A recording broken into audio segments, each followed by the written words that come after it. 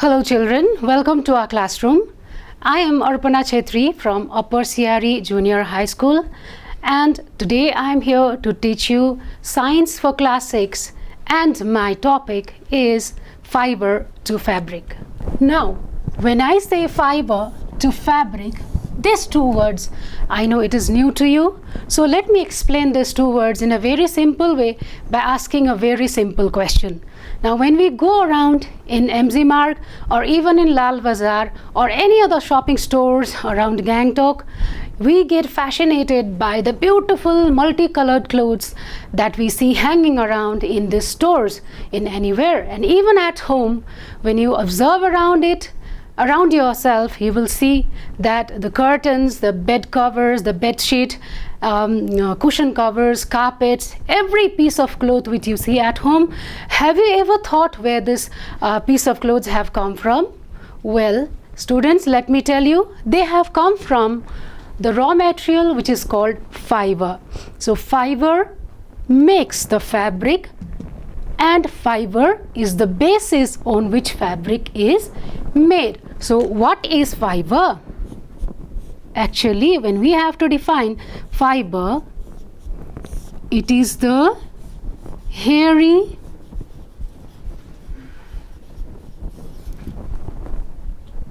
raw material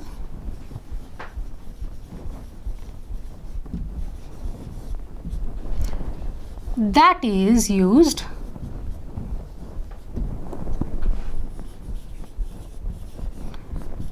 to make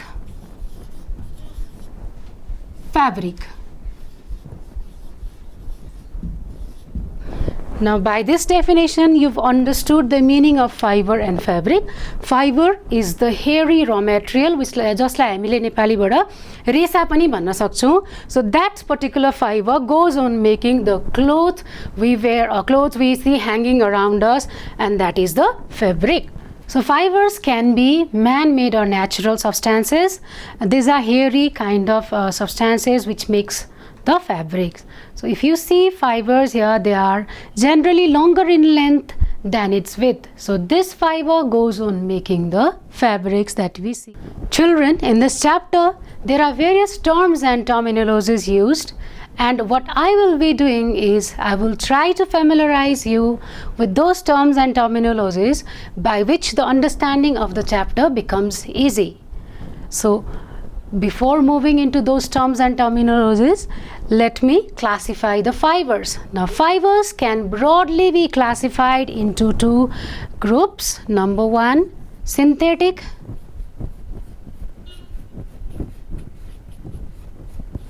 or man-made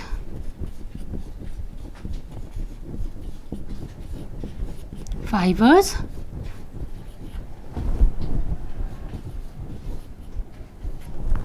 and number two, natural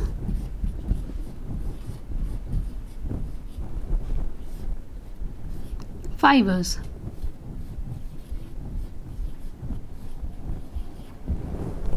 Now, furthermore, natural fiber can broadly be divided into the fibers obtained from the plant sources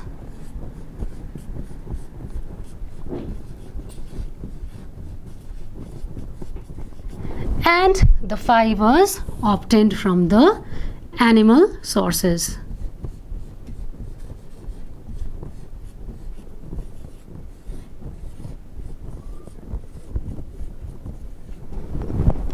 Now, when we talk about the fibers obtained from the plant sources, the fibers obtained from the plant sources can be predominantly found as cotton,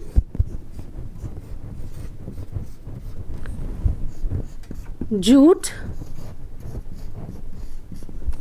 and flax. Now, this flax is a very common replacement of the cotton and jute fiber, and it is manufactured in the river valley of River Nile in Egypt. And well, cotton and jute fiber we are going to do later in detail. Now, when we talk about animal sources, fibers from animal sources can come as wool, and it can come as silk. Now, wool can be obtained from some of the common animals like camel, sheep, goat, deer, etc. And silk fiber can be obtained from the silkworm,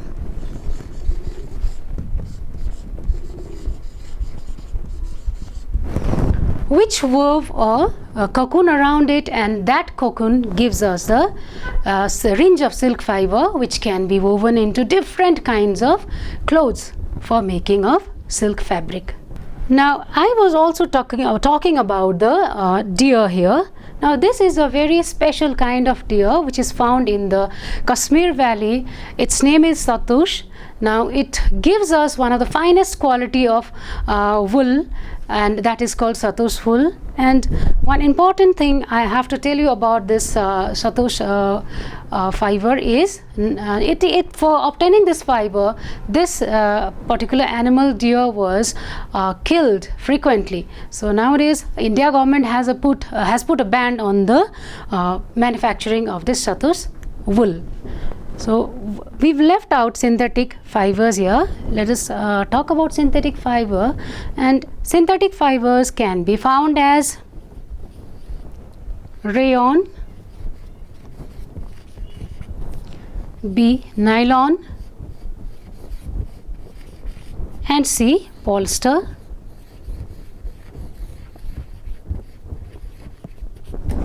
Now, rayon is also called the artificial silk, and nylon is one of the strongest kind of synthetic or the artificial fiber, and polyester can be made into different kinds of garments which are very easy to use.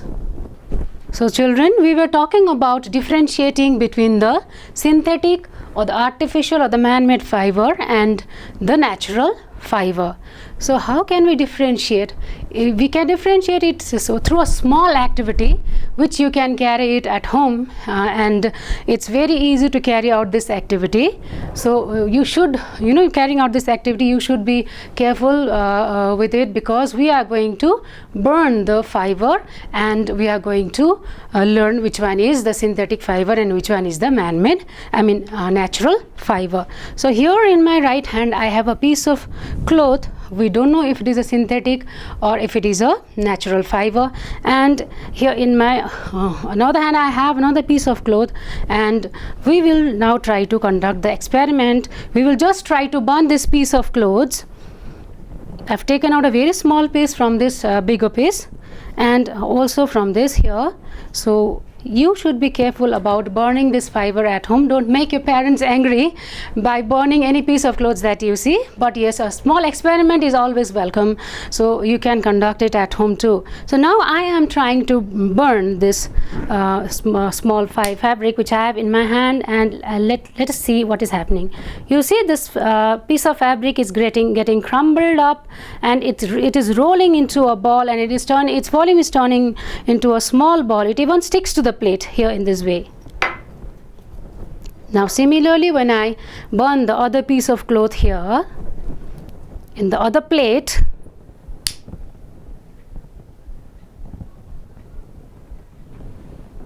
you can see that this piece of cloth does not crumble, but it is turning into the ashes, and these ashes are able to break in this way. But here in this plate, this particular fabric, it did not turn into ashes. It crumbled into a ball and hardened and some kind of melted. Okay, it's turning into a ball, crumbling into a ball. Now, and this one is leaving out ashes behind it, and these ashes can break. So now let me tell you, this particular fiber in my first plate, the fabric which turned into a ball kind of thing, this is a synthetic fiber, a synthetic man-made fiber.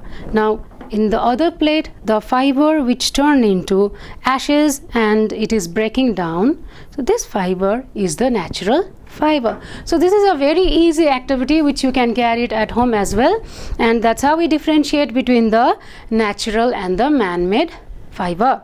Now let me show you some of the samples of the fabric.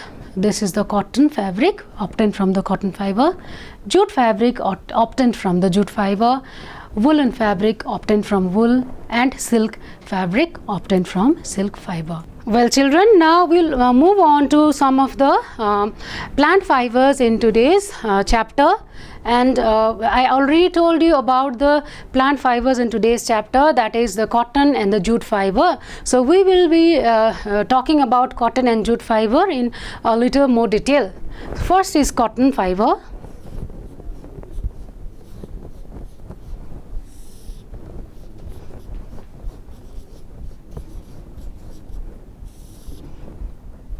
Now cotton fiber is obtained from the cotton plant, and this fiber is obtained from the fruit of the cotton plant, which is called the bolls. Now bolls is the fruit of the cotton plant.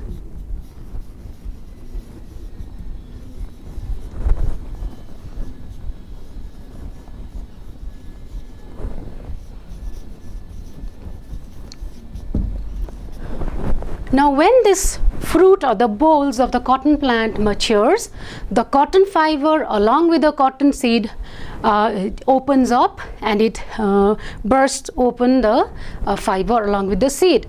Now here in my hand you can see the cotton fiber. Now this cotton fiber is obtained along with the cotton seed, which I have already taken out here, and there is a process of taking out or separating the cotton seed from the cotton fiber, and that process is called combing.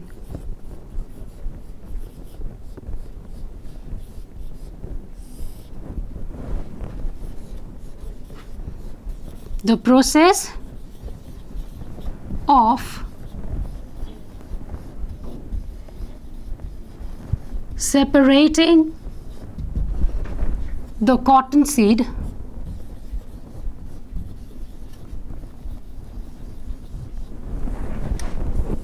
from the cotton fiber.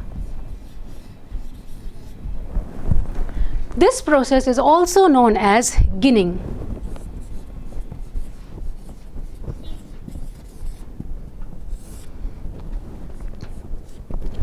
So combing or ginning is the first process of making cotton fabric from cotton fiber.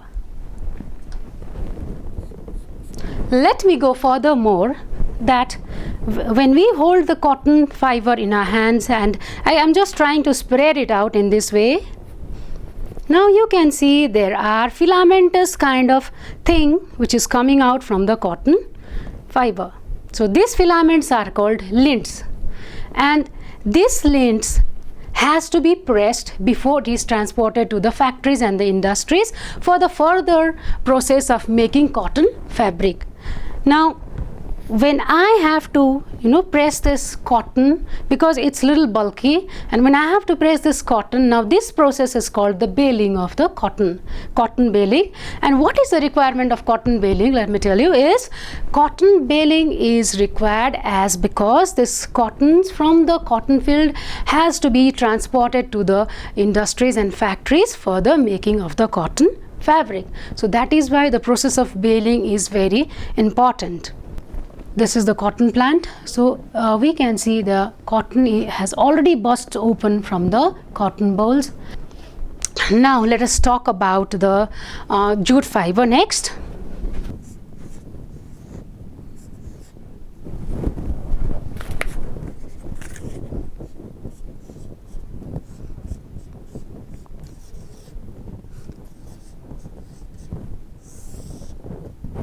This jute fiber is obtained from the jute plant. The stem of the jute plant gives us the jute fiber.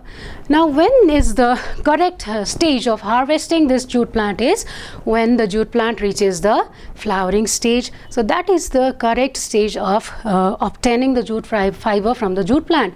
Now, the stem, as we all know, you've studied in class 5, I think, students, stem is the main part of the plant, main branch of the plant, from which the other branches and the leaves arises.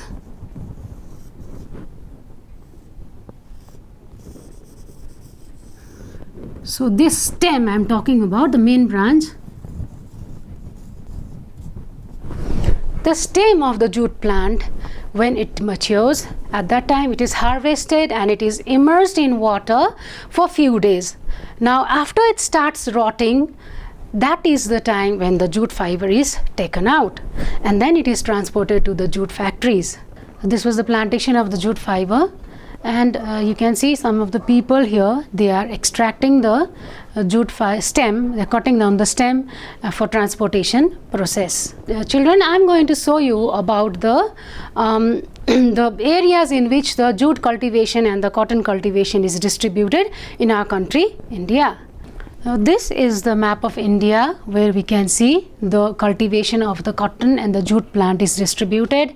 If we considered cotton plantation here, cotton plantation is widely grown in Malwa and Deccan Plateau, almost in the peninsular India, and in the southern Gujarat and southern Rajasthan, we can also see the cultivation of cotton. And when we talk about the cultivation of jute, jute is widely cultivated in parts of Bihar, Orissa, West Bengal and Assam. So this was about the distribution of the cotton and jute fiber.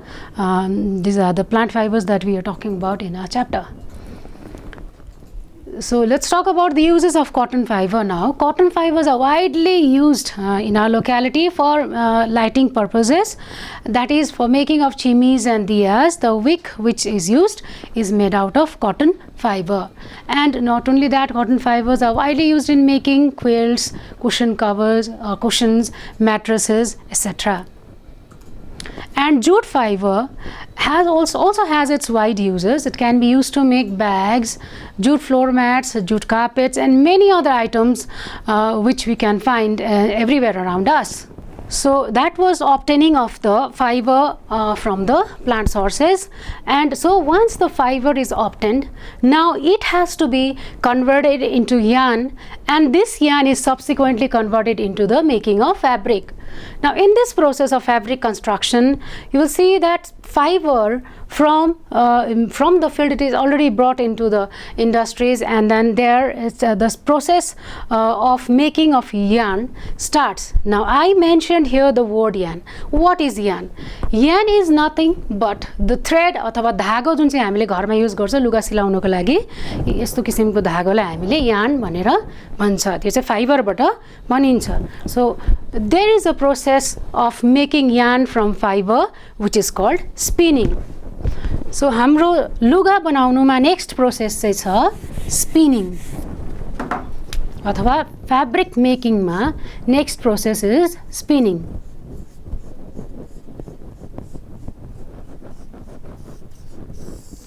This process of spinning is very simple. It is the process in which the fibers are brought together and twisted.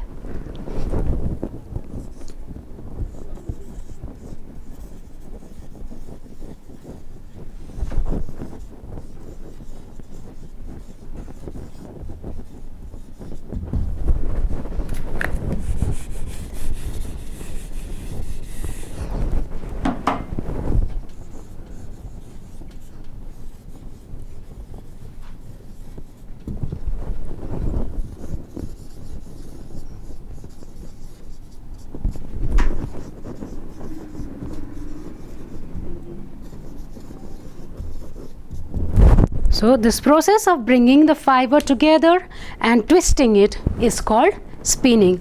Now let me show you another activity by which spinning is done by hands.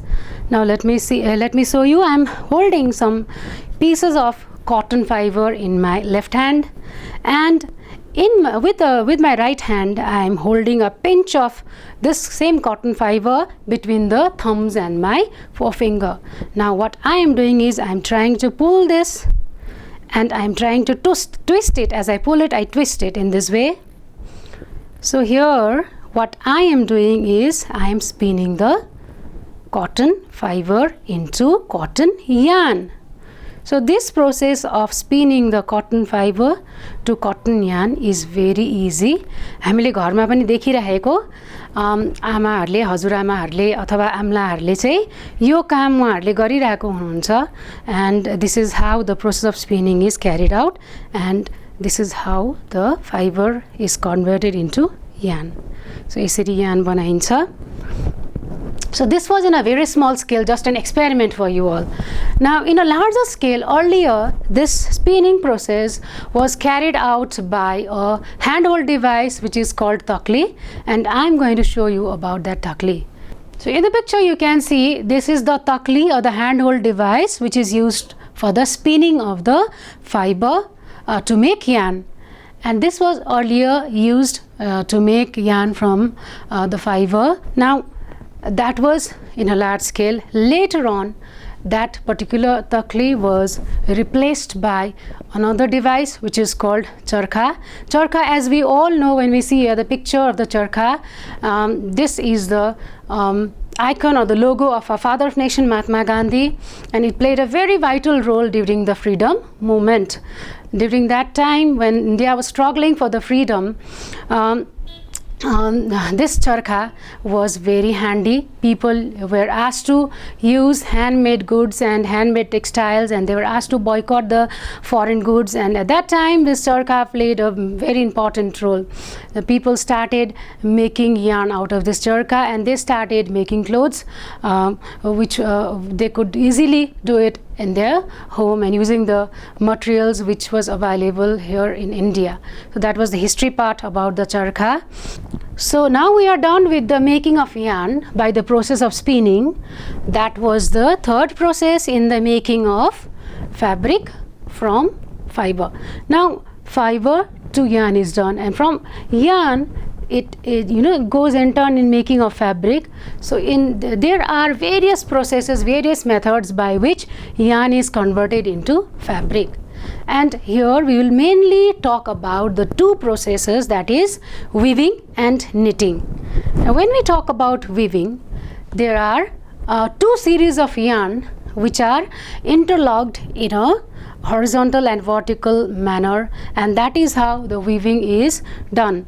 And for weaving also I have one small paper here which I have bought it from home. We can carry out another small activity in which weaving can be done. You just need to take a multicolored paper in this way and cut it out. Here in this way, it's very simple to cut it out. A square paper, I've just folded it and cut it in this way. I've made many cuts in this way, and now we can spread it like this and take another piece of paper, and we can as well weave this in a crisscross pattern. We can interlock these pieces of fabric, or I'm carrying it out in a paper.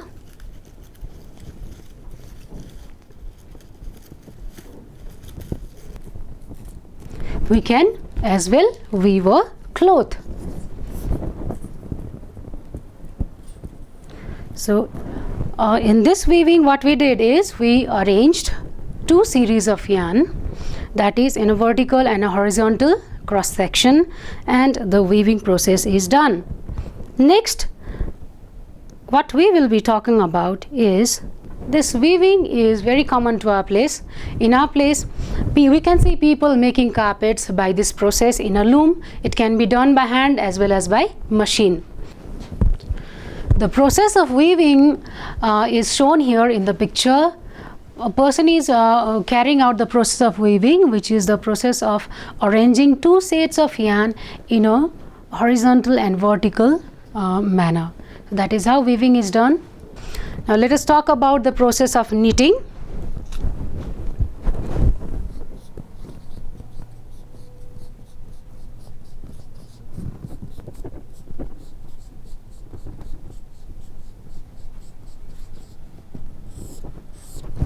In the process of knitting, a single continuous yarn is used to make a whole piece of cloth.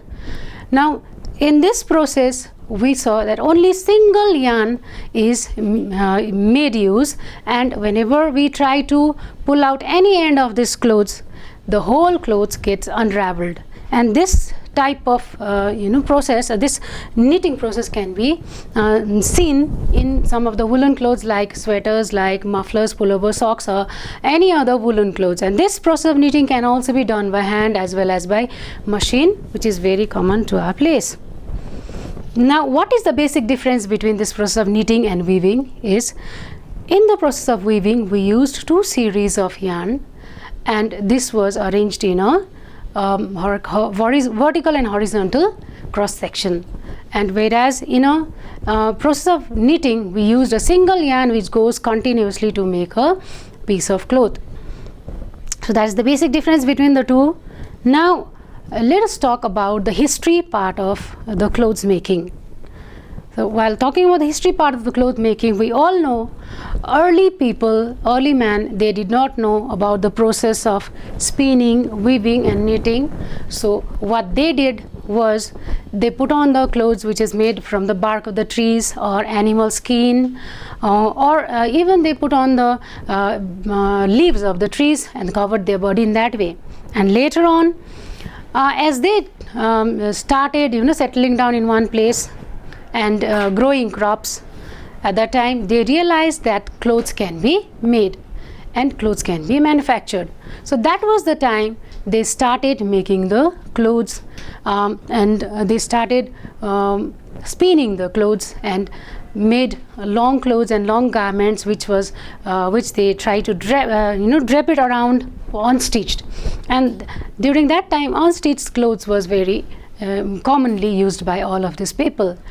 As needles was not discovered, and after the discovery of needle, that takes up in the development of the civilization, and then as the needles was discovered, people again realized that they can make stitch a garment out of that fabric, and that was the time they started putting on the stitched garments.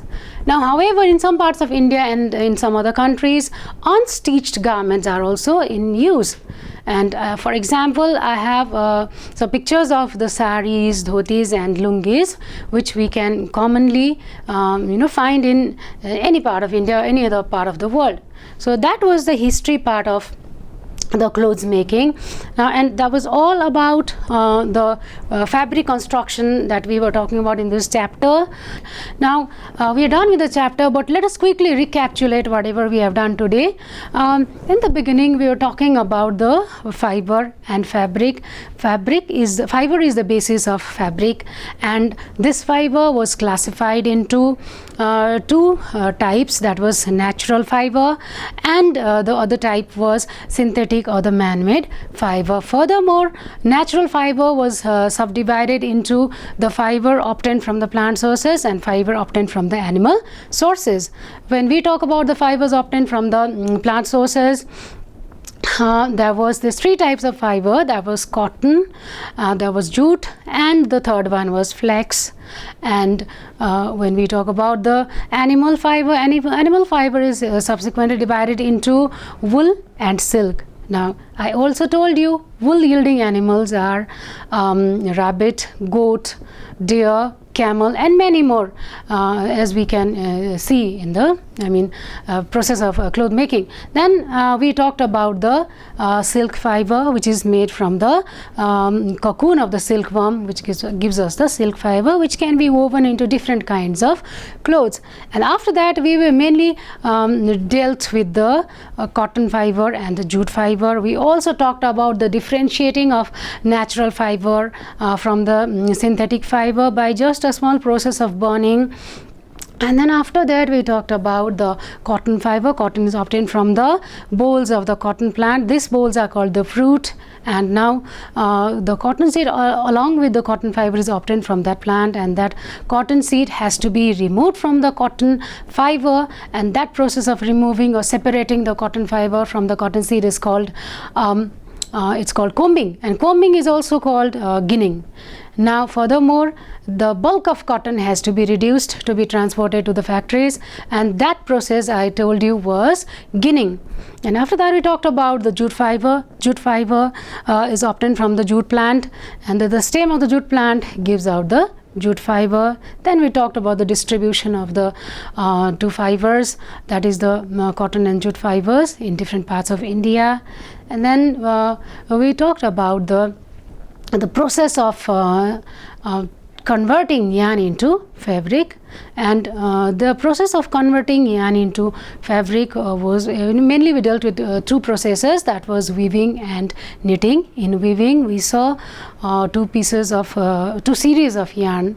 They were made to run in an interlocked manner in a horizontal and vertical cross section, and then in the process of knitting what we did was a single yarn continuously went on making a piece of cloth.